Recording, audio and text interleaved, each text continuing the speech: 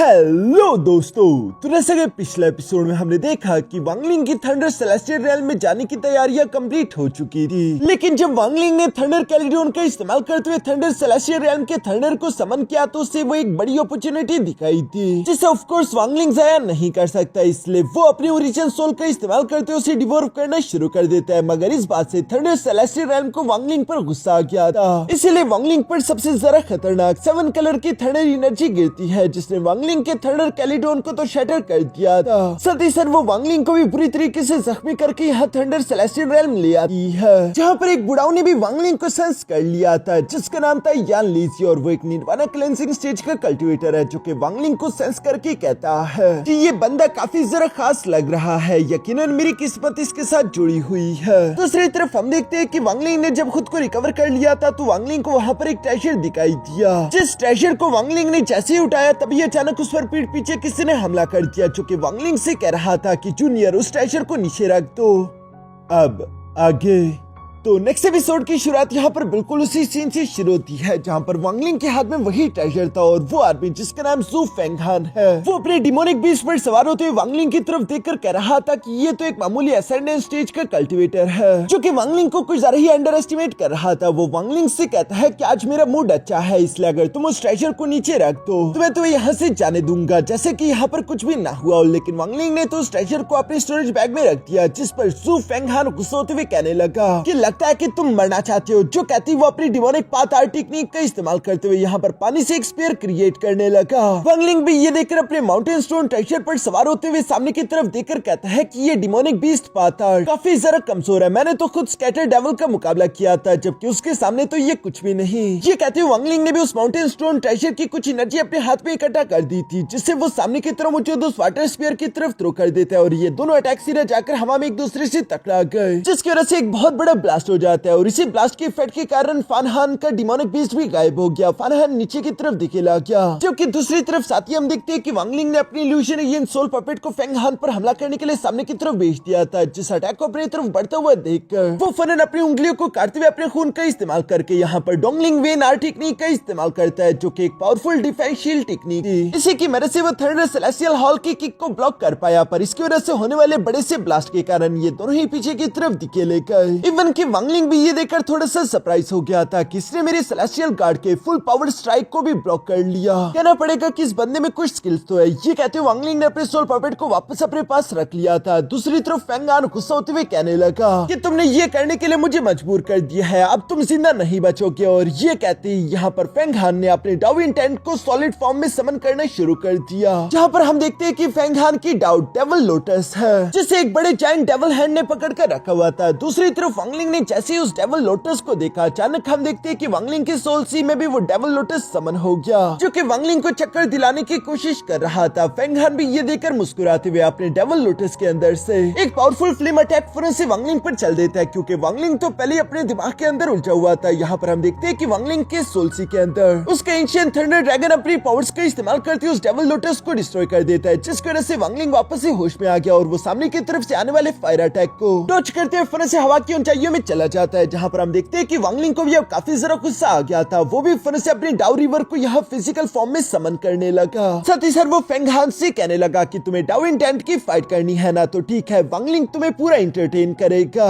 जो कहती वांगलिंग का अंडरवर्ल्ड रिवर तेजी से फेंगहान की तरफ बढ़ने लगा। एक तरफ यहाँ फेंगहान का डेविल लोटस और दूसरी तरफ से वांगलिंग का अंडरवर्ल्ड रिवर, ये दोनों एक दूसरे के साथ टकरा रहे थे। फेंगहान भी ये देखकर हैरान होते हुए कह रहा था कि सामने मौजूद ये लड़का सिर्फ फर्स्ट स्टेप लेवल का कल्टिवेटर है, ज्यादा से ज्यादा ये असेंडेंट की पीक लेवल पर है, पर फिर भी मुझे समझ नहीं आ रही कि आखिर ये अपने डाउ इंटेंट को इस तरह से फिजिकल फॉर्म में कैसे बदल सकता है, क्योंकि ऐसा तो सिर्फ सेकंड स्टेप के कल्टिवेटर ही कर पाते थे। ये सब सोचते हुए फेंगहान ने अपने डेविल लोटस की पावर को जरा इंक्रीज करना शुरू कर दिया, जिसकी वजह से वो बढ़ती हुई फ्लेम वांगलिंग के अंडरवर्ल्ड रिवर को पीछे की तरफ धकेल रही थी। ये देखकर वांगलिंग फौरन वहां पर अंडरवर्ल्ड सोल्स टेक्निक को एक्टिवेट कर लेता है, जिसकी वजह से कई सारे सोल स्कल्स वांगलिंग के अंडरवर्ल्ड रिवर के साथ आगे बढ़ने लगे, ताकि उसके अंडरवर्ल्ड रिवर की ताकत और जरा बढ़ सके। लेकिन हम देखते हैं कि फेंगहान अभी भी हंसते हुए कह रहा था कि तुम्हारा डाउ इंटेंट काफी जरा कमजोर है। ये कहते हुए वो अपनी डबल लोटस की फ्लेम पावर का इस्तेमाल करते हुए धीरे धीरे वांग लिंग को सप्रेस करके फंसाने की कोशिश कर रहा था। वांग लिंग भी जानता था कि अगर इसी तरह चलता रहा तो वो बुरी तरीके से फंस जाएगा। इसलिए हम देखते हैं कि वांग लिंग फिर से हवा में जंप करते हुए यहाँ अपने कार्मा व्हीप को बाहर निकाल लेता है, जिसके सिर्फ एक ही स्लैश अटैक के साथ वांग लिंग ने फेंगहान की डाउ इंटेंट के फिजिकल फॉर्म को फौरन से शटर कर दिया। जो देखकर तो फेंगहान भी शॉक हो गया था। वो अपनी टूटे हुए डाउ इंटेंट के साथ वांग लिंग पर दोबारा से हमला करने की कोशिश करता है, लेकिन अब उसका चूंकि डाउ हार्ट शेक हो चुका है तो इस वजह से वो कमजोर पड़ चुका था और वांग लिंग लगातार कार्मा व्हीप के स्लैश पर स्लैश अटैक उस पर चलता जा रहा है, जिसकी वजह से यहाँ फेंगहान बहुत ही बुरी तरीके से इंजर्ड हो गया। उसका डाउ इंटेंट तो पूरी तरीके से शटर हो चुका था। इवन कि उस कार्मा व्हीप स्लैश अटैक के कारण उसकी सोल भी उसकी फिजिकल बॉडी से बाहर निकल रही थी और वो उड़ते हुए नीचे की तरफ आ गिरा, जहाँ फेंगहान खुद को संभालते हुए कैसे तैसे खड़े होकर कह रहा था कि आखिर ये कैसे पॉसिबल है। इस आदमी की कल्टिवेशन तो मुझसे काफी जरा कम है, फिर भी मैं आखिर इससे हार कैसे सकता हूँ। ये कहती है उसने अपने डिमोनिक बीस्ट को एक बार फिर से समन कर लिया, जिसका इस्तेमाल करते हुए वांग लिंग पर हमला करने की कोशिश करता है। जो देखकर वांग लिंग ने पहली बार 3 आई डिवाइन एबिलिटी का इस्तेमाल किया, जो टेक्निक उसे उस एल्डर से मिली थी। साथ ही साथ वांग लिंग ने स्टॉप स्पेल का भी इस्तेमाल किया और वो फेंगहान को हवा में ही फ्रीज कर देता है। फेंगहान पूरी तरीके से फ्रीज हो चुका था। वो हैरान होते हुए वांग लिंग से कह रहा था कि आखिर तुम ये क्या कर रहे हो, क्योंकि वो मूव नहीं कर पा रहा। दूसरी तरफ वांग लिंग यहाँ लिन जुआन को आवाज देते हुए कहता है कि लिन जुआन अब तुम्हारी बारी। जो सुनकर लिन जुआन फरसी इमॉर्टल स्वॉर्ड को लेते हुए बाहर की तरफ आ जाता है और वो फेंगहान पर हमला करने के लिए आगे की तरफ बढ़ चला, जहाँ पर हम देखते हैं कि लिन जुआन इमॉर्टल स्वॉर्ड का इस्तेमाल करते उस डिमोनिक बीस्ट की बॉडी के आर पार गुजर रहा था। ये देखकर फेंगहान हैरान होते हुए कह रहा था कि आखिर ये क्या बला है। इस पर लिन जुआन लगातार उस पर अटैक्स करते हुए साथ ही साथ उसे बता रहा था कि मैं एक एंशिएंट स्वॉर्ड स्पिरिट हूँ, मेरे जैसे एंशिएंट स्वॉर्ड इंटेंट के हाथों तुम्हें मारे जाने पर फख्र महसूस होना चाहिए। ये सब कहते हुए लिन जुआन ने यहाँ फेंगहान पर इतने स्लैश अटैक चल दिए थे और वो उसकी बॉडी के आर पार इतनी दफक गुजर गया था कि उसका डिमोनिक बीस्ट तो तबाह हुआ ही। इवन कि फेंगहान जो कि मरते मरते नीचे की तरफ गिर रहा था, वो भी आखिरी सांसें लेते हुए कहता है कि आखिर ये कैसे पॉसिबल है। मैं सिर्फ एक असेंडेंट स्टेज के कल्टिवेटर से कैसे हार सकता हूँ। और इसी के साथ उसकी बॉडी एक्सप्लोड कर गई, जिस ब्लास्ट में मरने के बाद उसका स्टोरेज बैग पीछे रह गया था और लिन जुआन वो स्टोरेज बैग उठाते हुए यहाँ वांग लिंग के पास ले आया। साथ ही साथ वो एक्साइटेड होते हुए कह रहा था कि लिन जुआन ने कैसा परफॉर्म किया। उसे लग रहा था कि वांग लिंग उसकी तारीफ करेगा, लेकिन वांग लिंग तो फिर से लिन जुआन को अपने पास वापस स्टोरेज बैग में रख लेता है। साथ ही वांग लिंग फेंगहान के स्टोरेज बैग को अपने पास रखते हुए कहता है कि इस लड़ाई की वजह से काफी शोर और हंगामा हुआ, कई सारे लोग इसकी वजह से अट्रैक्ट होकर इधर की तरफ आते होंगे, इसलिए अब ये जगह सेफ नहीं, मुझे जल्दी से जल्दी यहाँ से निकलना होगा। और ये सोचते ही वांग लिंग वहाँ से आगे की तरफ रवाना हो गया। और वांग लिंग की बात बिल्कुल सही है, क्योंकि हर कोई यहाँ पर ट्रेजर की लालच में ही आया है। इसके बाद सीन शिफ्ट होकर दूसरी तरफ एक माउंटेन वैली पर आ जाता है, जहाँ पर हम एक रिस्ट्रिक्शन फॉर्मेशन को देख पा रहे थे और उस रिस्ट्रिक्शन फॉर्मेशन को देखकर यहाँ पर चारों ओर कल्टिवेटर अट्रैक्ट होकर पहुंच जाते हैं, जो चारों सोच रहे थे कि हमें इस रिस्ट्रिक्शन फॉर्मेशन को एक साथ मिलकर तोड़ना होगा। इस रिस्ट्रिक्शन फॉर्मेशन के नीचे यकीनन कोई बहुत बड़ा ट्रेजर होगा, जिस पर ये सब लोग एग्री करते थे। और इन चारों ने अपने पावर्स का इस्तेमाल करते उस रिस्ट्रिक्शन फॉर्मेशन को सिर्फ कुछ ही देर में तोड़ दिया। जिस रिस्ट्रिक्शन फॉर्मेशन को तोड़ने के बाद इन लोगों को नीचे की तरफ जाता हुआ एक रास्ता दिखाई देता है और ये लोग बिना कुछ सोचे समझे फन से उस रास्ते के अंदर जाने लगे, मगर वो तो सिर्फ एक ट्रैप था। तभी अचानक वहाँ अंदर की तरफ से ग्रीन कलर की रोशनी चमकने लगी और उन चारों कल्टिवेटर्स की चीखने की आवाजें सुनाई देती है, जिन चारों को एक ग्रीन कलर का डीमन स्कल फौरन से निकल गया था। इसके बाद हम देखते हैं कि वहाँ पर एक रेड कलर के कपड़ों वाली लड़की आ गई थी, जिस लड़की का नाम गी होंग था और वह असेंडेंट के ग्रेट परफेक्शन पर थी। हमें जानने को मिलता है कि ये स्काई गोस्ट उसी का था, जो कि जानबूझकर इस तरह की ट्रैप क्रिएट कर रही थी ताकि उसके स्काई गोस्ट डीमन को खाना मिल सके और उसकी ताकत और जरा बढ़ सके। यहाँ पर हम देखते हैं कि मिस गी होंग कह रही थी, इतने सारे लोग खिलाने के बावजूद भी मेरे स्काई गोस्ट डीमन की जरा सी भी कल्टिवेशन इंक्रीज नहीं हुई। और वो इस बात का इल्जाम वहीं पर मौजूद एक और लड़के पर लगा रही थी, जिसका नाम था ली युआन। और वो ली युआन से कहती है कि ली युआन, तुमने कहा था ना कि तुम रिस्ट्रिक्शन में एक बहुत बड़े मास्टर हो, लेकिन फिर भी लगता है कि तुमने रिस्ट्रिक्शन अच्छे से नहीं बनाए, तुमने ही यकीनन कोई गलती की होगी। जिस पर ली युआन माफी मांगते हुए कहता है कि मुझे माफ कर दीजिए, लेकिन ये बात सच नहीं है। मुझे गू फैमिली के हेड ने आपको असिस्ट करने के लिए यहाँ पर भेजा है, मैं आपका गुलाम हूँ, मैं थोड़ी भी कोताही नहीं कर सकता। जो सुनकर मिस गी होंग कहती है कि अच्छा अच्छा ठीक है। तभी अचानक उसे हवा में उड़ता हुआ एक और कल्टिवेटर दिखाई दिया और वो ली युआन से कहता है कि लो हमारा अगला शिकार आ गया। जो सुनकर ली युआन भी फिर से कुछ हैंड साइंस बनाते उस रिस्ट्रिक्शन को दोबारा से एक्टिवेट कर देता है और हमें देखने को मिला कि हवा में मौजूद वो कल्टिवेटर असल में कोई और नहीं बल्कि वांग लिंग था।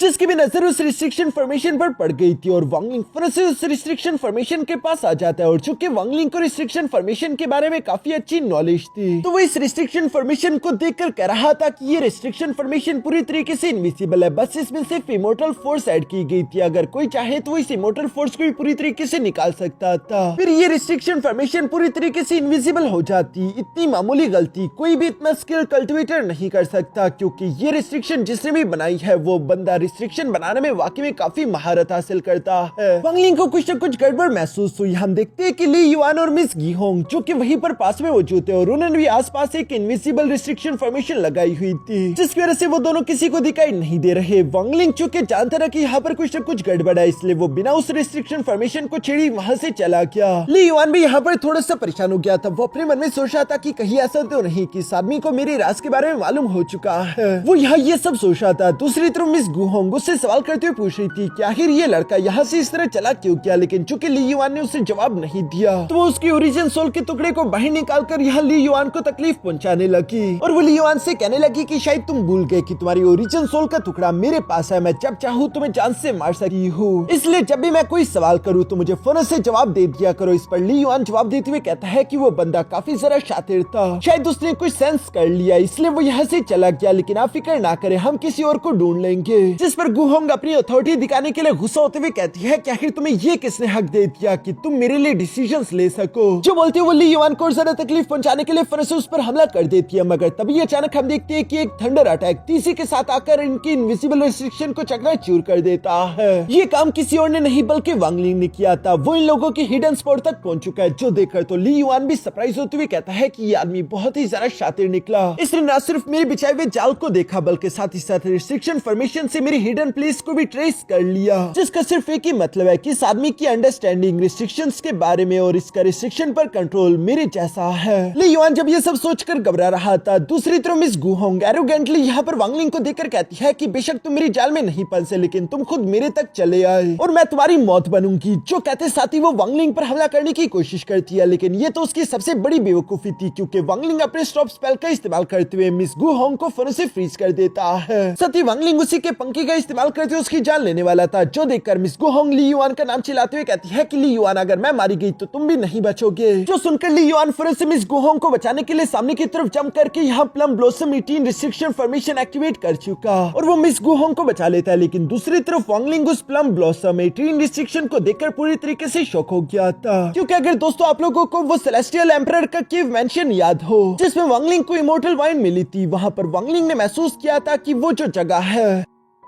वो एक रिस्ट्रिक्शन फॉर्मेशन की तरह डिजाइन थी, जिससे प्लम ब्लॉसम में 18 रिस्ट्रिक्शन कहते थे, लेकिन वांगलिंग उसे सीख नहीं पाया था। लेकिन हाँ, उससे थोड़ी बहुत अंडरस्टैंडिंग जरूर थी, जिस अंडरस्टैंडिंग की बुनियाद पर वांगलिंग ने फिर से यहाँ पर एक बड़ा सा पाम टेक्निक क्रिएट कर लिया और वो उस प्लम ब्लॉसम 18 रिस्ट्रिक्शन पर हमला कर देता है। वैसे तो ये प्लम ब्लॉसम 18 रिस्ट्रिक्शन टेक्निक काफी ज्यादा पावरफुल डिफेंसिव शील्ड थी, लेकिन हम देखते हैं कि वांगलिंग अपने पाम टेक्निक का इस्तेमाल करते उसे डिस्ट्रॉय कर देता है, जिसकी वजह से ली युआन नीचे की तरफ आ गिरा और वो भी समझ गया था कि ये जो भी आदमी है ये प्लम ब्लॉसम 18 रिस्ट्रिक्शन के बारे में ऑलरेडी जानता है। मिस गूहोंग जो कि स्टॉप स्पेल से आजाद हो चुकी थी, वो फिर से अपने स्काई गोस्ट डीमन को वांगलिंग की तरफ भेजते हुए कहती है कि स्काई गोस्ट डीमन उसे डिवॉर्फ कर लो। जो स्काई गोस्ट को अपनी तरफ आता हुआ देखकर वांगलिंग भी फिर से कार्मा विप को बाहर की तरफ निकालती उस पर स्लैश अटैक लगाते हुए कह रहा था कि ये स्काई गोस्ट काफी जरा अच्छा लग रहा है, इसका इस्तेमाल करते हुए मैं एक बेहतरीन सेलेस्टियल गार्ड रिफाइन कर सकता हूँ, ये मेरे लिए एक फाइन मटेरियल बनेगा। ये कहते हुए वांगलिंग ने 2-3 और स्लैश अटैक लगाते हुए यहाँ स्काई गोस्ट डीमन को पूरी तरीके से हराकर एब्सॉर्ब करते हुए अपने पास रख लिया।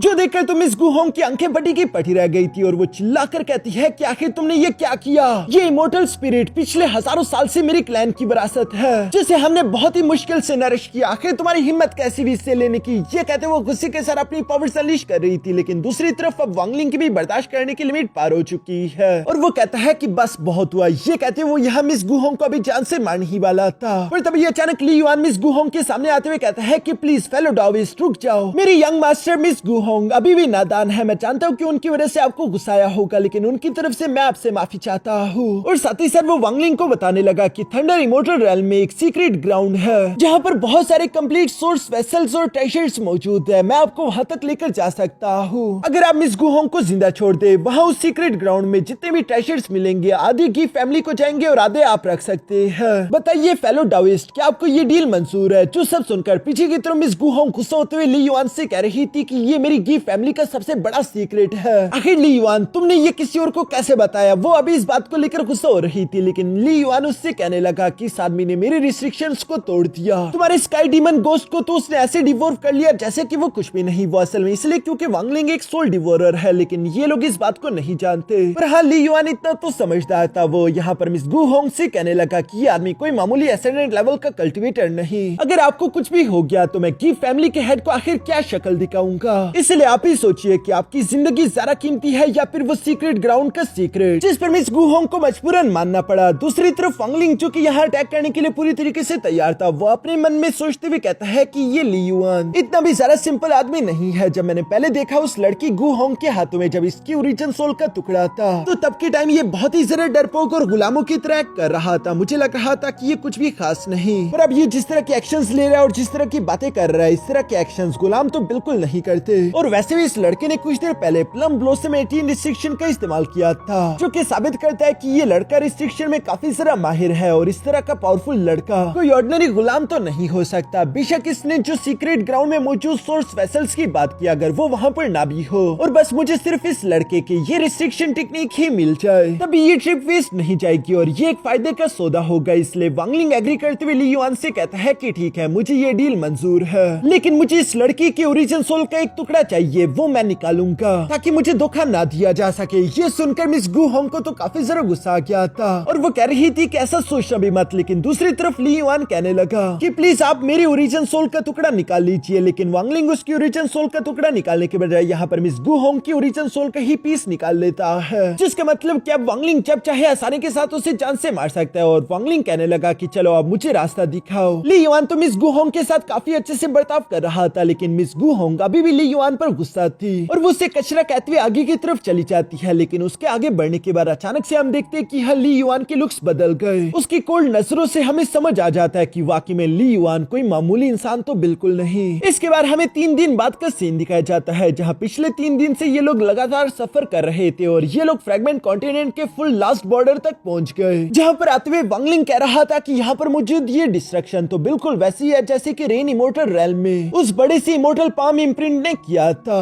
पता नहीं आखिर इमोर्टल रेल्म में किस तरह की कैटास्ट्रोफी आई होगी उन दिनों में, जिसकी वजह से आज के दिन इमोर्टल रेल्म इस हालत में पहुंच चुका है। वांगलिंग ये सब सोच रहा था और इसी तरह आगे बढ़ते बढ़ते ये लोग फ्रेगमेंट कॉन्टिनेंट के लास्ट क्लिफ पर पहुंच जाते हैं, जहाँ सामने की तरफ काफी जरा जोरों से बिजलियां कड़क रही थी। और ली युआन बताता है कि यह है थंडर लेयर, जो कि एक फ्रेगमेंट कॉन्टिनेंट को दूसरे फ्रेगमेंट कॉन्टिनेंट से जोड़कर रखती है। हमें इस थंडर लेयर को पार करना होगा, सिर्फ यही एक रास्ता है सीक्रेट ग्राउंड तक जाने का। साथ ही साथ ली युआन बताता है कि मैंने सुना है कि यहाँ के थंडर में इनहाइलेशन इंटेंट है। जब से इमोर्टल रेल्म कोलैप्स किया, ये इनहाइलेशन इंटेंट यहीं पर मौजूद है, जिसका मतलब कि अगर कोई कॉर्पोरल यांग रेल्म का कल्टिवेटर भी इसे पार करने की कोशिश करेगा और उससे जरा सी भी लापरवाही हुई तो फौरन से उसकी बॉडी और सोल डिस्ट्रॉय हो जाएगी। लेकिन ब्रदर ज़ूमो, आपको फिक्र करने की कोई जरूरत नहीं, क्योंकि गी फैमिली की मिस गु होंग के पास एक ऐसा ट्रेजर है जिसकी मदद से हम लोग आसानी के साथ इस थंडर लेयर को पार कर सकते हैं। और वो ट्रेजर असल में एक तलवार थी, जो कि मिस गु होंग ने फौरन से बाहर की तरफ निकाल ली और वो उस पर सवार हो जाती है, जबकि ली युआन भी उसके पीछे पीछे यहाँ उस तलवार पर सवार हो गया। इसी के साथ हम देखते हैं कि अचानक मिस गु होंग फौरन से आगे की तरफ बढ़ने लगी, जिस पर ली युआन उससे सवाल करने लगा कि मिस गु होंग आखिर आप ये क्या कर रही हो, ज़ूमो अभी तक चढ़ा नहीं था। जिस पर मिस गु होंग एरोगेंटली स्माइल करते हुए कहती है कि मैं उसे दिखाना चाहती हूँ कि बिना मेरे आयरन सोर्ड के वो एक कदम भी आगे नहीं बढ़ सकता और मैं इसे लेवरेज की तरह इस्तेमाल करूंगी अपने ओरिजिन सोल का टुकड़ा वापस लेने के लिए। ये सब कहते हुए मिस गु होंग पीछे की तरफ पलट कर देखती है। उसे लगा था कि वांगलिंग वहीं पर खड़ा होगा बेचैनी से इनका इंतजार करते हुए, लेकिन जैसे ही वो पलट कर देखी, अचानक उसे एक बहुत बड़ा झटका लगा, क्योंकि वांगलिंग तो उस थंडर लेयर पर धीरे धीरे चलते हुए आगे की तरफ आ रहा था। उसकी बॉडी के आसपास थंडर एनर्जी चमक रही थी और उसे कुछ भी नहीं हो रहा था। इवन कि ली युआन भी ये देखकर शॉक होते हुए कहने लगा कि ये आदमी इनहाइलेशन थंडर को सिर्फ अपनी फिजिकल बॉडी का इस्तेमाल करते हुए पार कर रहा है, जिसने ली युआन को जरा एक्साइटेड कर दिया था। और वो अपने मन में कह रहा था कि सिर्फ यही वो आदमी है जो कि मेरी ख्वाहिश को पूरी करने में मेरी मदद कर सकता है, यानी कि उसका जो भी राज है उसमें अब वो वांगलिंग की मदद लेना चाहेगा। दूसरी तरफ हम देखते हैं कि वांगलिंग काफी कूल तरीके से इन लोगों के पास से सीधा आगे की तरफ गुजर गया और मिस गु होंग तो खुले हुए मुंह के साथ बस सिर्फ उसे देख रही थी। इसके बाद हम देखते हैं कि मिस गु होंग भी वांगलिंग को फॉलो करना शुरू कर देती है।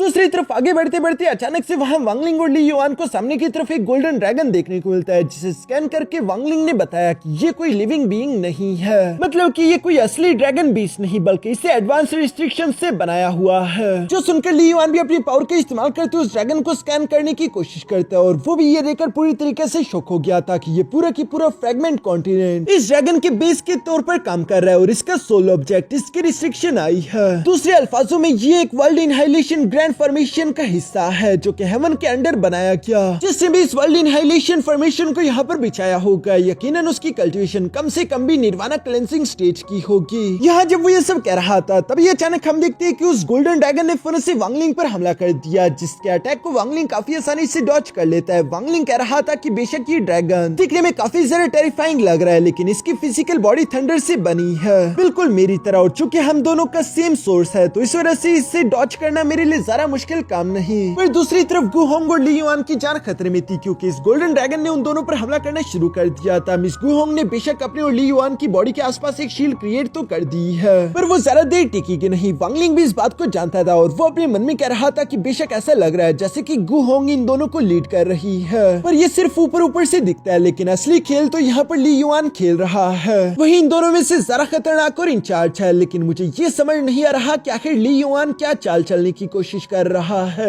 यहाँ पर हम देखते हैं कि गोल्डन ड्रैगन ने ली युआन और मिस गु होंग को अपने जबड़े में जकड़ लिया था। वांगलिंग चाहता तो वो उन्हें बचा सकता था, लेकिन वांगलिंग जानबूझकर बीच में इंटरफियर नहीं कर रहा, क्योंकि वो ली युआन को टेस्ट करना चाहता है। जहाँ पर हम देखते हैं कि यहाँ पर मिस गु होंग के बनाए हुए शील्ड बैरियर के अंदर धीरे धीरे करके क्रैक्स आने शुरू हो गए। ली युआन भी जानता था कि अगर ऐसे ही चलता रहा तो इन दोनों की जान नहीं बचेगी, पर तभी अचानक हम देखते हैं कि ली युआन की बॉडी के अंदर अजीब सी एक एनर्जी आ गई। उसकी आंखें रेड कलर की चमकने लगी, मानो जैसे कि उसकी बॉडी पर किसी और का कंट्रोल आ चुका हो, और वो कुछ हैंड साइंस बनाते हुए फौरन यहाँ आयरन सोर्ड को हिट करता है, जिसकी वजह से आयरन सोर्ड की रफ्तार पहले से भी कई गुना ज्यादा तेज हो गई और वो आसानी के साथ उस गोल्डन ड्रैगन के जबड़े से निकलते हुए तेजी से आगे की तरफ बढ़ गए, जो देखकर वांगलिंग थोड़ा सा हैरान हो गया था, क्योंकि वो हैरान इस बात पर हो गया कि ये गी फैमिली का ट्रेजर है, पर फिर भी ली युआन इस ट्रेजर को गु होंग से ज्यादा अच्छे से जानता है, जो कि काफी हैरानगी वाली बात थी। दूसरी तरफ थोड़ा आगे जाने के बाद ली युआन की बॉडी से अचानक वो एनर्जी हट गई और वो हैरान होते हुए कह रहा था कि आखिर अभी अभी यहाँ पर हुआ क्या, जैसे कि उसकी बॉडी में इंटर की हुई वो एनर्जी दोबारा से गायब हो गई हो। तभी अचानक हम देखते हैं कि वो गोल्डन ड्रैगन दोबारा से इन पर हमला करने के लिए इनके पास आ चुका था,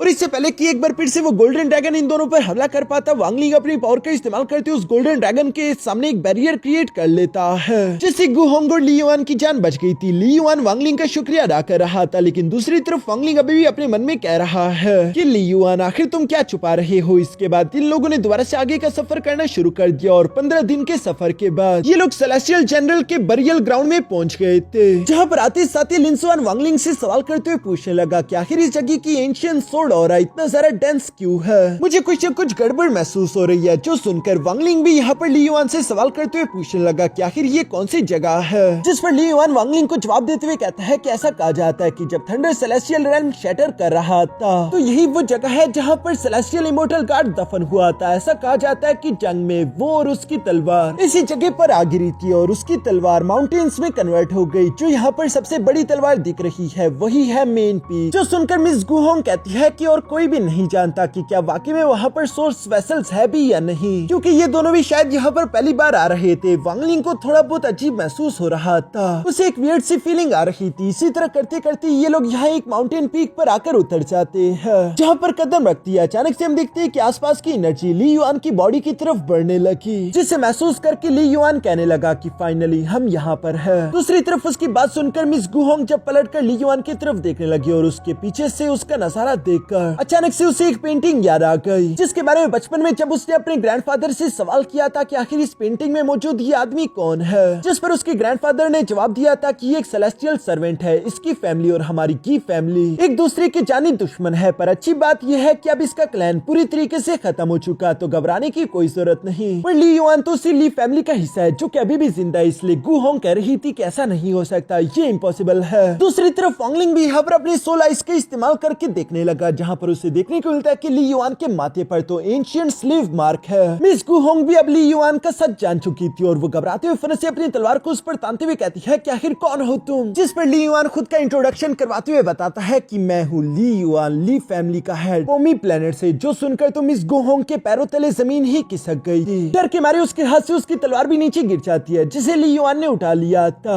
और वो आगे बताता है कि 30,000 साल पहले यहाँ पर इसी जगह पर मेरे एंसेस्टर को एक इमोर्टल रिमेनेंट सोल ने स्लेव मार्क दे दिया था, जो कि हमारी ली फैमिली के ब्लड लाइन के साथ अटैच हो चुकी थी, जो कि आज भी हमारे ब्लड लाइन में मौजूद है। और जहाँ तक कि सायरन सोर्ड का सवाल है, तो इसे हमारी ही ली फैमिली के लोगों के खून, सोल और फ्लैश से फोर्ज किया गया था, जिसको बनाने का सिर्फ एक ही मकसद था, हमारी स्लेव मार्क को काट कर खत्म करना। 10,000 साल पहले उसी स्लेव मार्क को काटने के लिए मेरा एक एंसेस्टर ली जिंग लान यहाँ पर इस तलवार को लेकर आया था।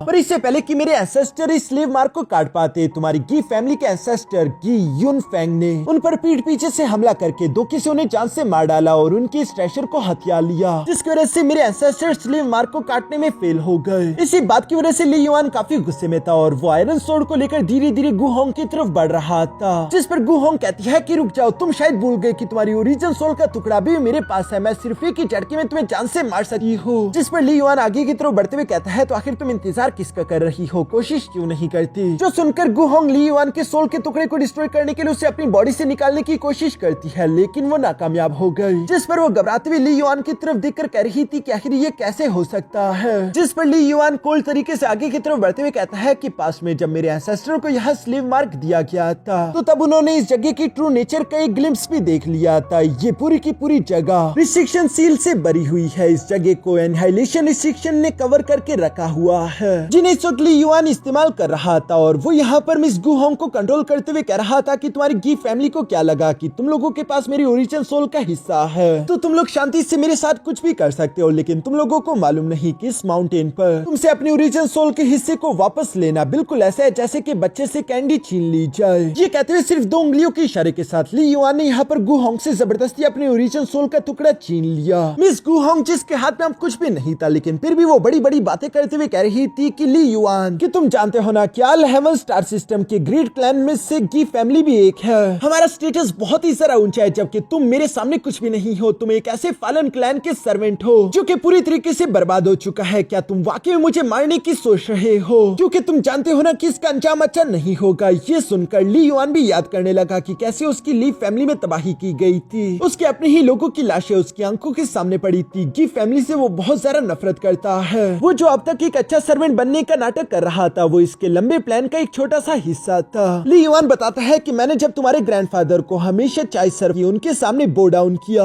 हर तरह की पनिशमेंट सही, तो वो इसलिए नहीं थी क्योंकि मैं गुलाम बनना चाहता था, बल्कि वो इसलिए थी क्योंकि मैं धीरे धीरे करके हर दिन थोड़ा थोड़ा करके तुम लोगों की सी ऑफ कॉन्शियसनेस में रिस्ट्रिक्शन मार्क बना रहा था, जिस रिस्ट्रिक्शन की वजह से तुम और तुम्हारे ग्रैंडपा मुझ पर पूरा यकीन कर सको और मुझ पर ही रिलाई करो। उसी रिस्ट्रिक्शन की वजह से तुम्हारे ग्रैंडफादर ने तुम्हें मेरे साथ यहाँ पर आने की इजाजत दी। मिस गु होंग भी समझ गई थी कि ली युआन ने माइंड बेंडिंग रिस्ट्रिक्शन का इस्तेमाल किया उसे यहाँ पर लाने के लिए, यानी कि वो शुरू से हमारी गी फैमिली को धोखा दे रहा था। इसलिए वो गुस्सा होते हुए कह रही थी कि तुम बहुत बड़े कमीने हो। जिस पर ली युआन कहता है कि मुझे ये करना पड़ा, अगर मैं ऐसा ना करता तो तुम आखिर खुद अपनी मर्जी से इस तलवार को लेकर मेरे साथ यहाँ पर कैसे आती। और अब चूंकि मेरी ये फैमिली सोर्ड वापस मेरे हाथ में आ चुकी है, तो अब मैं अपने एंसेस्टर की आखिरी ख्वाहिश को पूरा करूंगा, यानी कि मैं इस तलवार का इस्तेमाल करते हुए अपने क्लैन के स्लेव मार्क को खत्म कर दूंगा। और उसके लिए मुझे तुम्हारे खून की जरूरत है, यानी कि मुझे तुम्हारी कुर्बानी देनी होगी मेरे एंसेस्टर की सोल के लिए, जो कि पिछले 10,000 साल से तुम्हारे एंसेस्टर की वजह से तड़प रहे हैं। सिर्फ तुम्हारी कुर्बानी, तुम्हारा खून ही उनकी मुक्ति है। क्या अब तुम सब कुछ समझ गए? ये सब कहते हुए ली युआन ने अपनी तलवार को गु होंग की गर्दन पर तान दिया था। साथ ही साथ वो वांग लिंग की तरफ देखने लगा। दूसरी तरफ वांग लिंग भी पीठ पीछे अपने अटैक को रेडी करना शुरू कर लेता है, यानी कि वो भी हर हालात के लिए खुद को तैयार कर रहा था। और यहाँ इसी सीन के साथ हमारा ये एपिसोड यहीं पर खत्म हो जाता है।